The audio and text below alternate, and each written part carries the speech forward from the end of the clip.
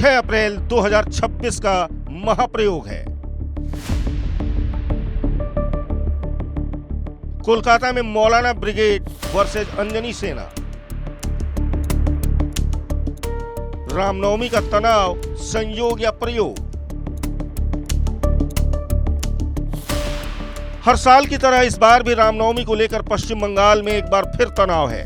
BJP और ममता सरकार आमने सामने है। रामनवमी के जुलूस को लेकर सियासत पूरे उफान पर है। इसकी एक वजह ये भी है, वक्फ संशोधन बिल को लेकर मौलाना ब्रिगेड भी सड़क पर है, जिसे ममता सरकार का समर्थन हासिल है। हालांकि इस बीच कोलकाता हाईकोर्ट ने ममता सरकार को बड़ा झटका देते हुए अंजनी पुत्र सेना और विश्व हिंदू परिषद को रामनवमी का जुलूस निकालने की इजाजत दे दी है। अंजनी पुत्र सेना की ये रैली नरसिंह मंदिर से शुरू होकर जीटी रोड से होते हुए हावड़ा मैदान में खत्म होगी। पश्चिम बंगाल सरकार ने शुरू में इस पर आपत्ति जताई थी। इसके लिए 2023 और 2024 में अदालती आदेशों के पिछले उल्लंघन का हवाला दिया गया था, जिसके कारण कई पुलिस मामले दर्ज किए गए और राष्ट्रीय जांच एजेंसी ने भी जांच की। हालांकि कोर्ट ने कुछ शर्तों के साथ इजाजत दे दी है।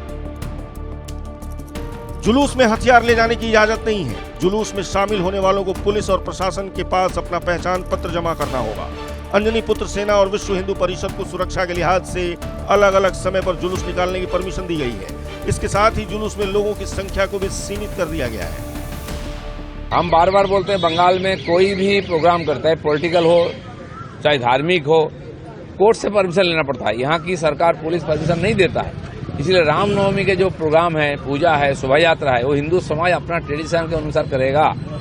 पुलिस का जिम्मेदारी उसमें और शांतिपूर्वक अनुष्ठान उसको देखना, व्यवधान नहीं डालना है। पुलिस जानबूझकर गड़बड़ करता है और आगे कोर्ट में जाता है कि बोले देखो वहां तो गड़बड़ हुआ था, नहीं मिलना चाहिए। अच्छा है, न्यायाधीश ने बोला है कि अगर दुर्गा पूजा में कभी गड़बड़ हो जाए, अगले बार से पूजा बंद हो जाएगा। ऐसा निकम्मा पुलिस देश में कहीं नहीं है। अभी पूजा हमारा रामनवमी में जुलूस नहीं निकले, इसलिए जगह जगह दंगा फसाद कराया जा रहा है। लेकिन कोर्ट की इजाजत के बावजूद भारतीय जनता पार्टी और टीएमसी आमने सामने हैं। अदालत ने 6 अप्रैल को जुलूस निकालने की इजाजत तो दे दी है। बीजेपी समेत कई हिंदू संगठन जुलूस निकालने के लिए तैयार भी हैं। लेकिन इस बीच अब टीएमसी भी जुलूस निकालने जा रही है। टीएमसी विधायक शौकत मुल्लाह का कहना है, तृणमूल कांग्रेस कैनिंग में होने वाली रामनवमी की विशाल रैली में शामिल होगी। जुलूस के आयोजक ने भी उनको न्योता दिया है। टीएमसी के जुलूस निकालने के ऐलान के बाद पश्चिम बंगाल में हालात बिगड़ने का अंदेशा जताया जा रहा है। हालांकि बंगाल सरकार ने सुरक्षा एजेंसियों को हाई अलर्ट पर रखा है। लेकिन बीजेपी का आरोप है, हर साल ममता सरकार रामनवमी के जुलूस को लेकर भेदभाव करती है। रामनवमी की शोभा यात्रा हमारी 6 अप्रैल को होने जा रही है। पुलिस प्रशासन के द्वारा परमिशन को रिजेक्ट किया गया है ड्यू टू सेंसिटिव एरिया बोल के। विगत वर्ष भी ऐसा ही उन्होंने बोला था और उच्च न्यायालय में जाके हम लोगों ने पिटीशन दाखिल की थी और हमें परमिशन मिला और भव्य शोभा यात्रा बहुत अच्छे शांतिपूर्ण तरीके से निकली। हम लोगों की आशा थी कि प्रशासन इस बार किसी तरह का डिस्टरबेंस हम लोगों के साथ नहीं करेगी, लेकिन प्रशासन अपना वही पुराना राग अलाप रही है कि यह सेंसिटिव एरिया है, इस एरिया से हम नहीं जा सकते हैं। तो पश्चिम बंगाल की इस भूमि में जहां सर्वधर्म सम्मान की बात होती है, तो वहां पे रामनवमी की शोभा यात्रा निकालने में सेंसिटिव एरिया है, ये हमें नहीं समझ में आ रहा है कि किस तरह का सेंसिटिव एरिया है। बंगाल में इस बार रामनवमी का जुलूस कितना भव्य होगा, इसका अंदाजा इस बात से ही लगाया जा सकता है कि पश्चिम बंगाल में रामनवमी पर 2000 से ज्यादा रैलियां निकाली जाएंगी। 200 झांकियां और 5000 जगहों पर राम महोत्सव आयोजित किए जाएंगे।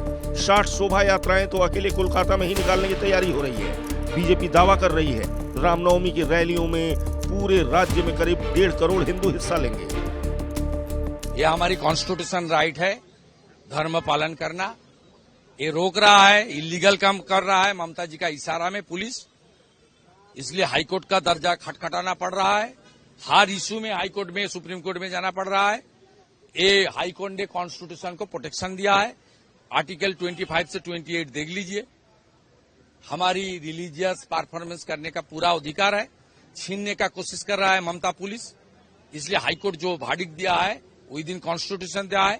आई personally as a leader of opposition I welcome this verdict। वैसे इन सब के बीच सियासत इस बात पर भी हो रही है कि ममता सरकार रामनवमी के मौके पर हिंदुओं के जुलूस निकालने का तो विरोध कर रही है, लेकिन मुसलमानों को वक्फ संशोधन बिल के खिलाफ प्रदर्शन करने की इजाजत दे रही है, जिसमें भड़काऊ बयानबाजियां हो रही हैं। आने वाली नस्लें दीन और ईमान पर कायम रहे। आप चाहते हैं कि आप कब्रिस्तानों में जिस तरह से दफनाए जा रहे हैं उसी तरह से दफनाए जाए। आप चाहते हैं, अगर ये चाहते हैं तो हर रोज आपको सड़कों पर निकलना होगा, क्योंकि सदन तुम्हारा है, सड़क हमारा है। तुम सदन में बिल तो पास करा सकते हो, हम सड़क से नहीं हटेंगे उस वक्त तक जब तक कि ये बिल बातिल नहीं हो जाता। अजीजान मिल्लत, आपको ये बात समझनी होगी कि एनआरसी का जमाना था। एनआरसी में आप हजरात की ताकत ने उस बिल को पेंडिंग किया है, लेकिन ये ना समझे वो खतरा आपके सरों से टला है, वो खतरा अभी बाकी है। अगर ये बिल पास तो हो गया है, अगर इसको आपने सरेखम तस्लीम कर लिया तो यकीन जाने एनआरसी भी लागू होगा, यूसीसी भी लागू होगा, और फिर ये टोपी पहनकर आप रास्ते में उतर नहीं पाएंगे, दाढ़ी रखकर रास्ते में चल नहीं पाएंगे, आपकी बहनें हिजाब पहनकर कॉलेज और स्कूल जा नहीं पाएगी। क्या ये मुमकिन है कि नहीं है? अगर ये कानून पास हो गया तो ऐसा होगा। रामनवमी के मौके पर इससे पहले भी पश्चिम बंगाल जल चुका है। शोभा यात्रा पर पथराव होना यहाँ नई बात नहीं है।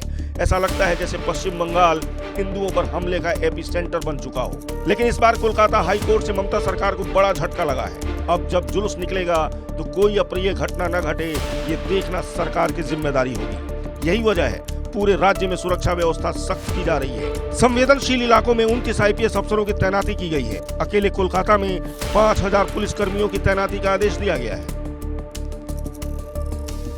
Bureau report, India news.